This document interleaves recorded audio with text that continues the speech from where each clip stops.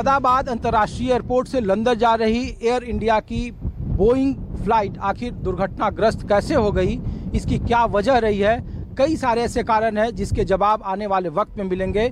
News 24 आपको ground report से exclusive report दिखा रहा है दिल्ली के अंतर्राष्ट्रीय हवाई अड्डे से, और जहां पर एक एयरक्राफ्ट उड़ने के वक्त में उसकी क्या स्पीड होती है, आखिरी वक्त में पायलट किन परिस्थितियों में मे डे जैसे शब्दों का इस्तेमाल करता है, और आखिर टेक ऑफ के 50 सेकंड के भीतर ही जो सबसे उन्नत टेक्नोलॉजी की बोइंग कही जा रही थी एयर इंडिया की, वो आखिर दुर्घटनाग्रस्त कैसे हो गई। इन सारे सवालों का जवाब जानने के लिए देखिए, मैं पहले आपको दिखा रहा हूँ कि एक एयरक्राफ्ट कैसे लैंड करता है, उसकी तस्वीर मैं दिखा रहा हूँ। एयर इंडिया की फ्लाइट है और देखिए नीचे के जो दोनों आपको व्हील दिखाई दे रहे होंगे, जो नोज व्हील बोलते हैं और जो पीछे का व्हील बोलते हैं, कुछ कमोबेश इसी तरीके का जो आखिरी वक्त का विजुअल आप देख रहे होंगे अहमदाबाद अंतर्राष्ट्रीय हवाई अड्डे से जो एयर इंडिया की क्राफ्ट दुर्घटनाग्रस्त हुई, जो बोइंग डबल इंजन था, जो ड्रीम लाइनर कहा जाता है। और ये तस्वीर देखिए, इसी तरह के कमोबेश वो धीरे धीरे आकर यहाँ से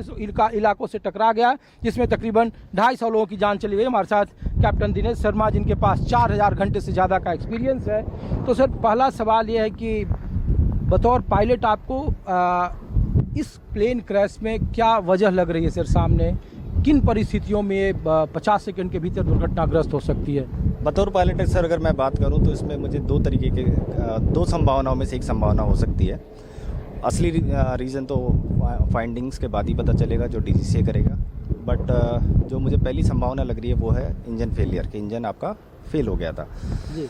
अहमदाबाद एयरपोर्ट एक ऐसा एयरपोर्ट है जहाँ पे बर्ड एक्टिविटी बहुत ज़्यादा है, तो हो सकता है कि टेक ऑफ रन के टाइम पे जब एयरक्राफ्ट रनवे पे ही हो, जब उड़ान के दौरान उसके दोनों इंजन में बर्ड या जिसको चिड़िया कह सकते हैं आप, वो घुस गई हो। अच्छा। दूसरा रीज़न जो हो सकता है वो मानवीय गलती भी हो सकती है, तो बट उसके चांसेस मेरे को बहुत कम लग रहे हैं, बिकॉज दोनों पायलट थे वो वेल ट्रेंड थे। मानवीय गलती क्या होगी? मानवीय गलती सर ये हो सकता है कि जैसे ही जब हम टेक ऑफ करते हैं, टेक ऑफ की प्रक्रिया के दौरान जब हम एयरक्राफ्ट हवा में जाता है तो पहला काम हम करते हैं जो लैंडिंग गियर है, जिसको लैंडिंग गियर को हम सबसे पहले ऊपर करते हैं। उसके बाद एक सेफ हाइट पे जाने के बाद हम फ्लैप्स जो उसको लिफ्ट प्रोड्यूस करते हैं उसको हम अप करते हैं, जिससे कि ड्रैग ना हो। तो मैं थोड़ा आपको रोक रहा हूँ क्योंकि मेरे सामने पीछे रनवे दिख रहा है, तो जब उड़ता होगा सर ये कोई भी बोइंग या एयरक्राफ्ट, ड्रीम लाइनर सबसे लेटेस्ट टेक्नोलॉजी का था, तो सर कितनी स्पीड से वो उड़ता होगा और कितनी स्पीड से जाता होगा, ये मैं तस्वीर आपसे जानना चाह रहा हूँ कि कितनी स्पीड रही होगी और कितना ऊपर जाना चाहिए था, कितना तक गया और वो क्रैश कर। जी, स्पीड मेरे हिसाब से लगभग उसकी जो हर स्पीड उसकी डिपेंड करती है कि उस दिन उस एयरक्राफ्ट का वेट कितना है। तो जिस हिसाब से उसमें यात्री थे, मेरे हिसाब से उसकी स्पीड 160 से 170 नॉट, जिसको हम एविएशन में कहते हैं, किलोमीटर प्रति घंटा में अगर आप कहें तो लगभग 300 किलोमीटर प्रति घंटा स्पीड उसकी रही होगी। तो जो कहा जा रहा है कि हेवी वेट इस वजह से हुआ कि उसमें जो ईंधन था वो ज़्यादा था, ये भी एक कारण था क्या? ऐसा भी होता है? ईंधन सर, आग लगने का कारण ईंधन बिल्कुल था, बट अगर आप बोलें कि एयरक्राफ्ट को नीचे गिरने का कारण ईंधन था, वो कभी भी नहीं हो सकता, बिकॉज अहमदाबाद लंदन फ्लाइट थी, 10 घंटे की फ्लाइट थी लगभग, तो उसमें इतना ईंधन तो उनको ले जाना ही था, तो ईंधन की वजह से ऐसा हो मुझे नहीं लगता। अच्छा सर, ये एक और शब्द आया जो आम लोग नहीं जानते हैं, मे डे, तो आखिर क्या परिस्थिति होती है जब बतौर एक पायलट मेडे शब्द का इस्तेमाल करता है, और मेडे कहने का मतलब किस तरीके से सिस्टम वो काम करता है और किन परिस्थितियों में बतौर पायलट इसका इस्तेमाल करते हैं? जी, मेडे 3 बार बोलने का मतलब है कि जान को खतरा है, ऐसी स्थिति जिसमें आपकी जान को खतरा हो। आप उदाहरण के तौर पे कह सकते हैं कि आग लग गई हो इंजन में। दूसरा हो सकता है कि आपके दोनों इंजन फेल हो गए हों। तीसरा हो सकता है कि 2 पायलट में से किसी एक पायलट को हार्ट अटैक आ गया हो फॉर एग्जांपल, या कोई भी स्वास्थ्य रिलेटेड प्रॉब्लम हो सकती है। तो ऐसी सिचुएशन जिसमें तत्काल मदद की ज़रूरत है, उसमें मेडे शब्द यूज़ करते हैं। इसके अलावा दूसरी स्थिति दूसरा जो शब्द यूज़ किया जाता है वो है pan. It is same like panic.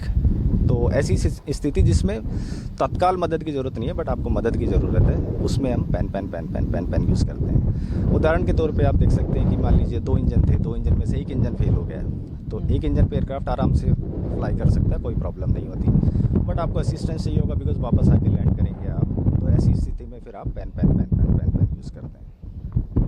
ये जो आखिरी वक्त में जो विजुअल देखा गया था, ये क्या और सवाल था सर कि क्या ये पायलट की गलती हो सकती है? लोग कह रहे हैं कि एक 8000 घंटे से ज़्यादा का एक्सपीरियंस और एक 1100 घंटे के ज़्यादा का एक्सपीरियंस, तो इस तरीके का जब फ्लाइट उड़ता होगा सर, तो एक्सपीरियंस क्या कमांड को लेकर कोई चूक हो सकती है?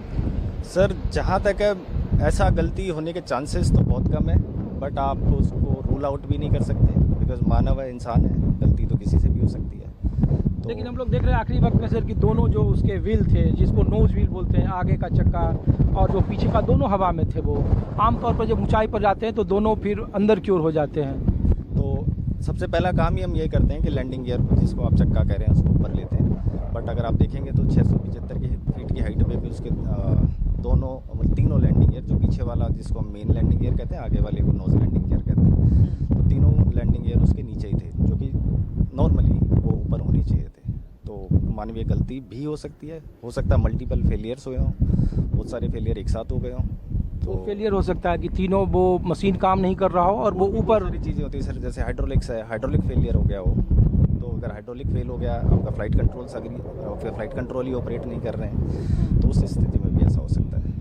और एक आखिरी सवाल है सर कि जिन रिहायशी इलाकों में बहुत सारे लोगों को डर लग रहा है, जहाँ से मैं रिपोर्ट अपनी दिखा रहा हूँ, ये बिल्कुल एयरपोर्ट के बगल का इलाका है, तो लोगों को लगता होगा या इसकी संभावना होती है कि आसपास के रिहायशी इलाके, जब आप लोग उड़ान भरते हैं तो इसका ख्याल रखते हैं कि कितना पर उड़ना है और कहाँ से करना है, या ये दिमाग में होता है रिहायशी इलाकों को? बिल्कुल, हमेशा सर इसको ध्यान में रखा जाता है, जिसको हम ऑब्स्टेकल क्लियरेंस कहते हैं। तो जब भी एयरपोर्ट डिज़ाइन किया जाता है तब भी इस चीज़ों का ध्यान रखा जाता है कि एक सफिशिएंट क्लियर एरिया छोड़ा जाए जब आप टेक ऑफ करें क्लाइंब के लिए, इनिशियल क्लाइंब के लिए आपको। एंड दूसरा, जब हम परफॉर्मेंस कैलकुलेट करते हैं कि एयरक्राफ्ट कैसा बिहेव करेगा, कितनी स्पीड होनी चाहिए एयरक्राफ्ट की, जिससे कि वो सेफली हवा में जा सके, उस टाइम पे भी इन सब चीज़ों का ध्यान रखा जाता है। ये जो आखिरी वक्त में जो रिहायशी इलाके में ड्रीम लाइनर क्रैश किया, तो क्या इसकी संभावना होती है कि अगर पायलट चाहे तो उसको कुछ और समतल इलाकों में, या फिर वो अचानक या कोई उस तरीके की चीज़ें? सर इतनी कम ऊंचाई पे तो कोई संभावना जैसा कुछ था ही नहीं। 675 फीट की ऊंचाई थी, रफली 50 सेकंड लगे उसमें, तो आप 50 सेकंड में आप कुछ भी नहीं कर सकते। आप डिसीजन भी लेंगे तो क्या डिसीजन लेंगे, रिहायशी इलाका है, बाईं तरफ जाएंगे तो भी रिहायशी इलाका है, दाईं तरफ जाएंगे तो भी, तो उसमें इतना टाइम नहीं होता। अगर आप सफिशिएंट ऊंचाई है आपके पास, 10,000 फीट है, 20,000 फीट है, तब आप सोच सकते हैं। बट इस स्थिति में तो सब ऊंचाई पर है उतना ज़्यादा सुरक्षित आप, इतना ऊपर आप उतना ही सेफ है, तो उसको तो उसकी संभावना तो इसमें नहीं हो सकती थी कि वो बचा सकते थे या कुछ और कर सकते थे। शुक्रिया सर बातचीत करने के लिए। धन्यवाद। तो देखिए, दिनेश शर्मा हैं, 4000 घंटे से ज़्यादा का इनको एक्सपीरियंस है, और मैं आपको दिल्ली के अंतर्राष्ट्रीय हवाई अड्डे के बाहर से तस्वीर दिखा रहा हूं कि किन परिस्थितियों में जो जहाज़ है वो लैंड करता है। और एक फिर मैं तस्वीर आपको दिखा रहा हूं कि देखिए, कमोबेश इसी तरीके की स्थिति रही थी जब एयर इंडिया का ड्रीम लाइनर क्रैश कर गया, और उसके पहले इसी तरीके से रिहायशी इलाकों में वो टकरा होगा, लेकिन उसके दोनों चक्के थे वो नीचे थे, जिसको व्हील नोज व्हील कहते हैं तकनीकी शब्दावली में। जांच क्या है, कॉकपिट और ब्लैक बॉक्स जब खुलेगा तो इसका पता चल पाएगा। लेकिन ये दुखद घटना में लोगों की मौत हुई है और कारणों का पता लगाया जा रहा है। ऐसा बहुत कम, बिरले ही ऐसे कुछ एग्जाम्पल मिले होंगे कि एयर इंडिया का इतना उन्नत टेक्नोलॉजी वाला एयरक्राफ्ट इस तरीके से क्रैश किया हो, और जिसमें कई सारे संभावनाएं हैं। जांच फिलहाल जारी है। सहयोगी संजय राहुल के साथ ऋषिकेश कुमार, न्यूज़ 24 दिल्ली।